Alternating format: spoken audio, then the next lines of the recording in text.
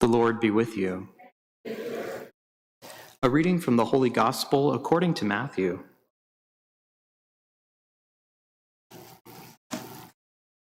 Some Pharisees approached Jesus and tested him, saying, "Is it lawful for a man to divorce his wife for any cause whatever?"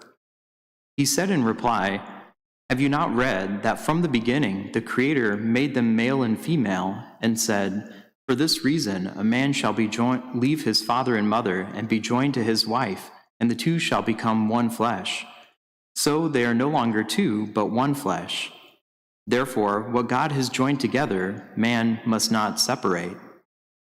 They said to him, "Then why did Moses command that the man give the woman a bill of divorce and dismiss her?" He said to them, "Because of the hardness of your hearts, Moses allowed you to divorce your wives, but from the beginning it was not so.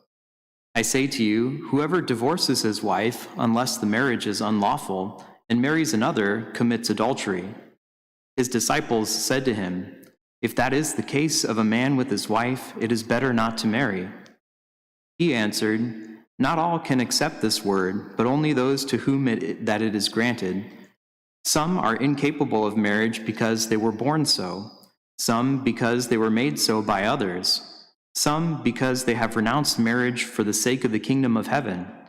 Whoever can accept this ought to accept it." The Gospel of the Lord.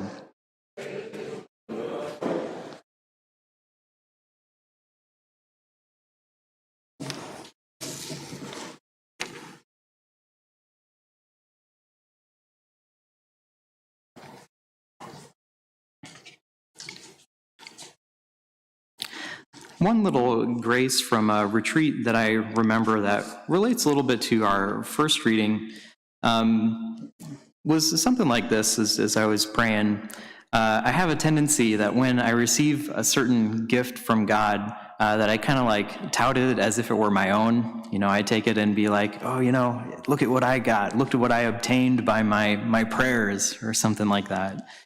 But our first reading shows us that, whenever we receive things from God, it's not our earning, but it's always His gift. Just like we hear about in the first reading with the people of Israel, Israel was abandoned, and then all these beautiful ways that she was prepared and gifted and graced by God and entered into a covenant with Him. And then it says, "But you were captivated by your own beauty, and you used your renown to make yourself a harlot," and etc. She became enamored with these gifts from God to a degree that she assumed that they were like all her own, and started possessing them as if they were her own earning.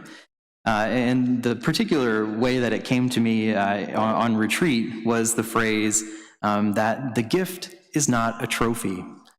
So if that's anything that's helpful to you, the gift is not a trophy. We've been given many gifts by God, and none of them have we deserved. Literally none. If we got what we deserved, we would be, in the worst of places, in the worst of situations.